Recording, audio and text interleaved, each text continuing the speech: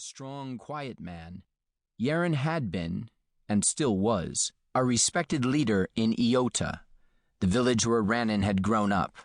He was also a gifted musician who believed it was his duty to teach the young how to play the songs that had shaped the Shalador heart.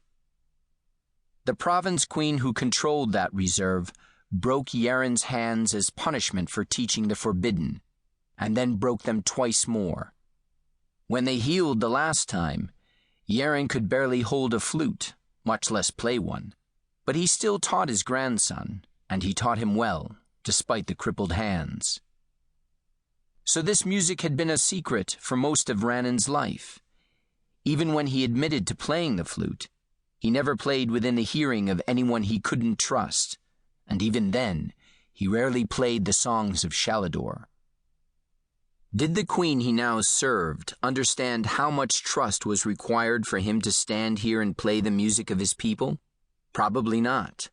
Lady Cassidy had recognized his reluctance to play, but not even Shira, the Black Widow healer who was his lover, understood how deeply fear and hope had twined in his heart these past few days as the flute's notes floated on the air and became a part of the world.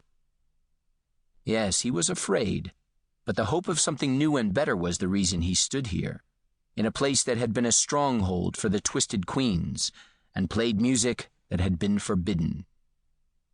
As one song followed another, Ranin let his heart soar with the notes and fill with a joyful peace.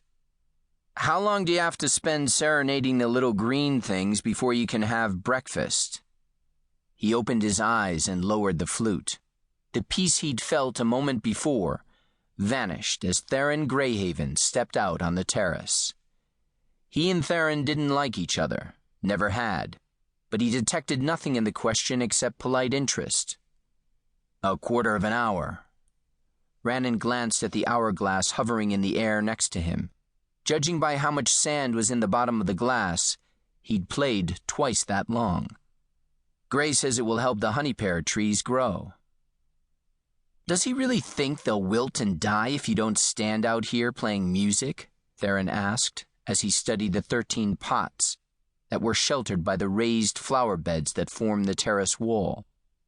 Ranin's heart gave a hard bump at the thought of any of the little honey pear trees dying, but he wouldn't admit to anyone how much the living symbols of the past meant to him. Jared had brought 6 honey pear trees to this land. One of them had been planted here at Greyhaven for Leah, and had remained in the gardens long after it died as a mocking symbol of the gray-jeweled queens who had once ruled. But that dead tree had hidden 13 honey pears, carefully preserved. Leah had hidden them. Cassidy had found them as the first step to locating the Greyhaven treasure. Because of that, those little trees were a thread of shining hope that linked the past and the present. "Doesn't matter what Gray thinks," Ranin replied.